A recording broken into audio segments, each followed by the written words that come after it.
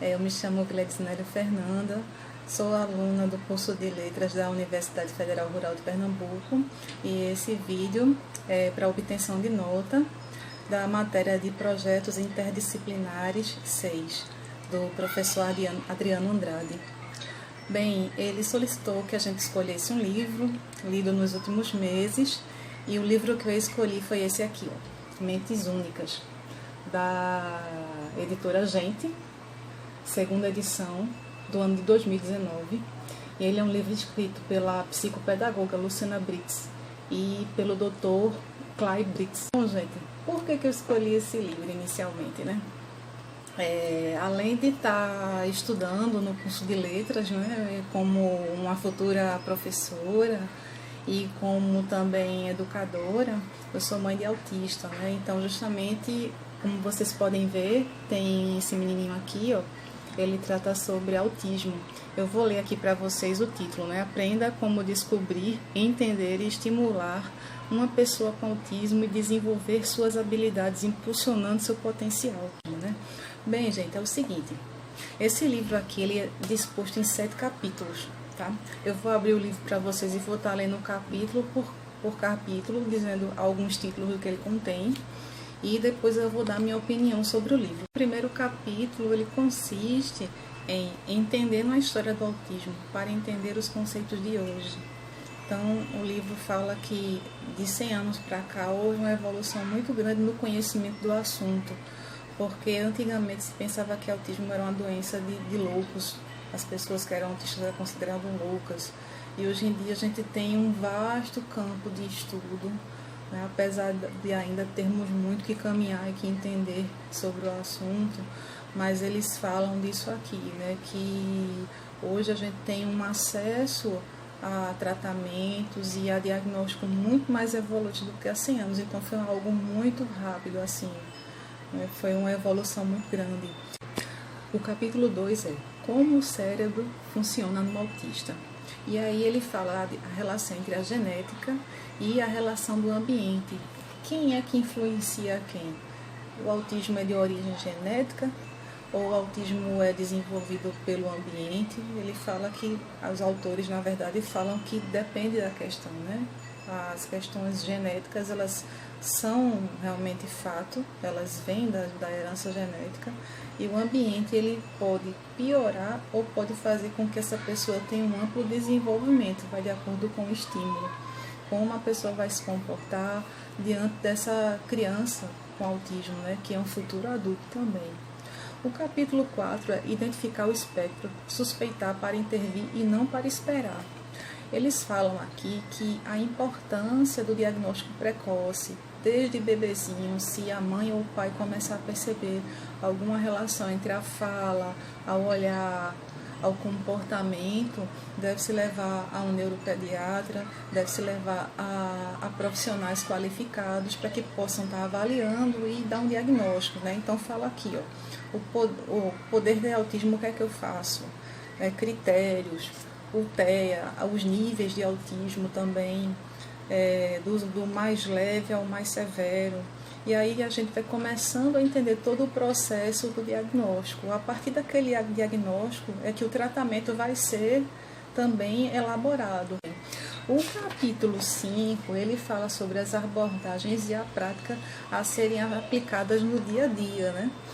Para os professores, para os pais, para as pessoas que são cuidadores da criança ou do adolescente, e no caso os especialistas, né? O que fazer, como fazer, né?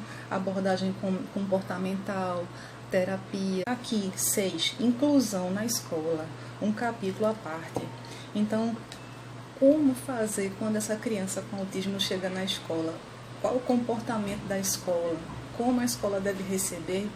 Como tratar no meio dos colegas? Como os pais devem agir também com os pais dos outros alunos?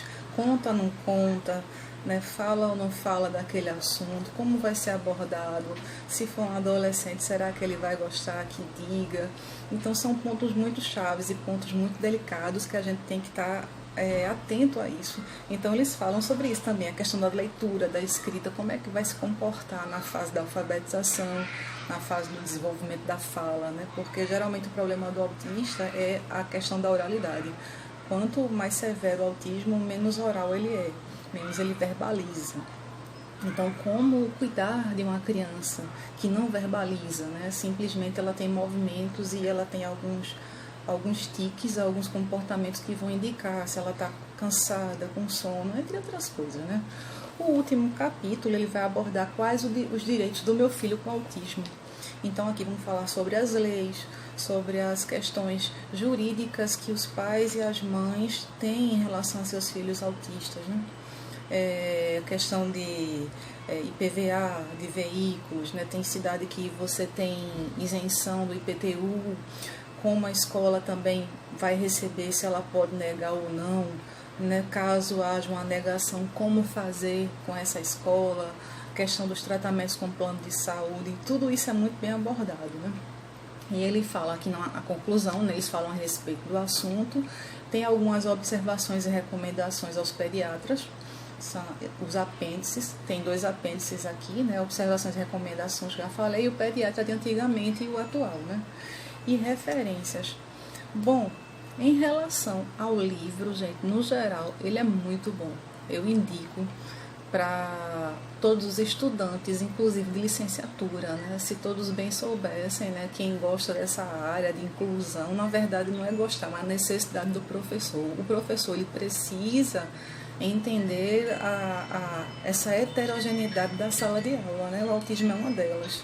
Então é um livro vasto que vai falar do assunto. Apesar dessa vastidão, ele não é muito detalhado. Quem quer se aprofundar tem que buscar outras literaturas, né? Então, assim, em relação à linguagem, é super simples, acessível, apesar de ter sido escrito por um médico e por uma psicopedagoga, né? Ele não tem uma linguagem técnica rebuscada, é uma linguagem de fácil acesso. É um livro muito bom de ler, você se empolga, se você não tiver cuidado, uma tarde você lê ele todo. E ele vai puxando uma coisa, vai puxando a outra. Ele é muito bom. Em relação também às referências, eu dei uma olhada no final, ela é muito ampla, né? A gente tem aqui, por exemplo, 1, 2, 3 páginas, frente e verso, só de referências para quem quer se aprofundar mais em autismo. Como eu sou estudante de letras, né? Eu marquei aqui alguns trechos para vocês aqui do livro que fala nesse aspecto de linguagem. Tem aqui a página 88, né? De todos os autistas, 20% são não verbais, 50% têm perdas parciais e 30% têm linguagem expressiva fluente. Outra coisa que eu também frisei aqui foi: os alunos com autismo são mais expostos a sofrerem bullying e crise de fobia social, e a escola deve protegê-los de tal ocorrência, além de preveni-las, né?